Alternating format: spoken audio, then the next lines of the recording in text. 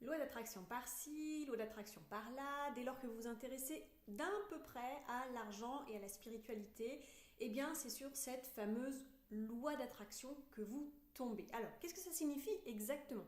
Ça veut dire que vous attirez à vous automatiquement, comme un aimant, les situations, les personnes, les événements qui correspondent à votre vibration ou bien qui sont complémentaires. Par exemple, si vous êtes dans la gratitude, eh bien vous attirez à vous de quoi vous sentir encore plus reconnaissant dans votre vie. Vous attirez donc, entre autres évidemment, ce que vous désirez. Ou à l'inverse, eh bien, si vous êtes constamment dans des pensées de manque, des émotions de manque, eh bien, vous allez créer encore et toujours plus de manque dans votre vie. Ou si vous êtes en mode victime, eh bien, vous attirez des bourreaux. Ça, c'est la vibration complémentaire. Alors ce phénomène, il est généralement subconscient, mais il peut devenir conscient. Alors comment on fait?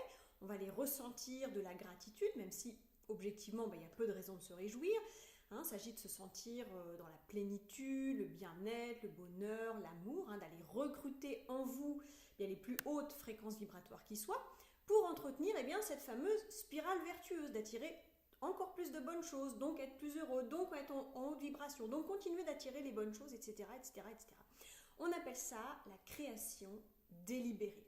Et c'est super pour notre morale et c'est super aussi pour notre mental qui reçoit ce qu'il désire.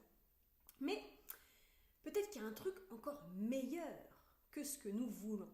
Ce qui est bon pour nous, ce qu'il y a de meilleur pour nous, même si on ne le sait pas vraiment. C'est cette fameuse petite phrase de Paulo Coelho que j'adore. L'univers entier conspire à mon bonheur. Je m'explique.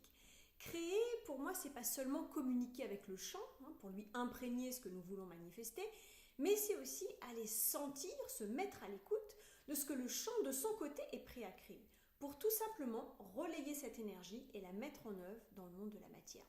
Autrement dit, sentir ce que Dieu cherche à manifester à travers moi. Oui, si nous arrêtions de croire que l'homme est tout puissant et que la co-création, elle va d'abord de l'homme vers le champ. Pour moi, la co-création, c'est aussi dans l'autre sens. C'est demander et recevoir, bien sûr, mais c'est aussi s'offrir, se mettre au service de plus grand que soi, au service de la vie. Alors je vais modestement paraphraser Kennedy, j'ai envie de vous dire, ne vous demandez pas ce que la loi d'attraction peut faire pour vous. Demandez-vous ce que vous pouvez faire pour la loi d'attraction.